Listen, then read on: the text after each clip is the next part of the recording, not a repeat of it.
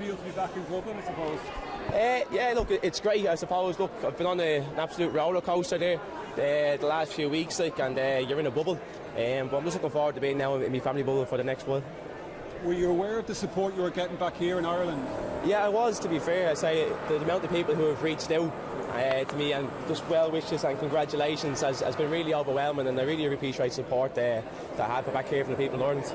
And has your achievements and what you have achieved over the last 2 weeks, has it begun to sink in yet?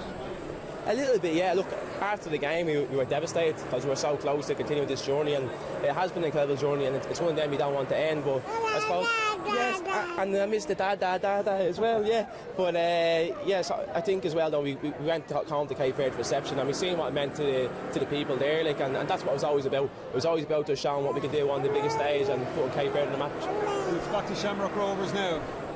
Back to Shamrock Rovers now, yeah, looking forward. I missed the game in Malta, unfortunately, but I'm looking forward to getting back into training and getting back to doing what I love.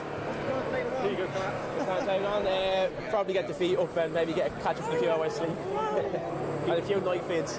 Pico, now that you've had a few days to reflect since the Argentina game, how do you reflect on the whole journey from start to finish now? Yeah, look, they couldn't have asked for any better. It's a funny, like, I've been saying to a few people, like, it can't get any better than this, and it just managed to get better. The reflection was we wanted to go out there and show that we deserve to be there and compete, and I think we've shown the world that we're well able to do it right now, and that was the big thing for me.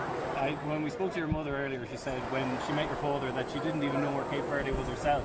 Do you think now it's fair to say you've put Cape Verde on the map? Yeah, and that's the significance of it all. Like, it's like football aside, like, no one will have to ask where Cape Verde is again, and like that's the pride that our people will share in. Like, and yeah, for me that's really special. Do you think people go come out today and all the people supporting us?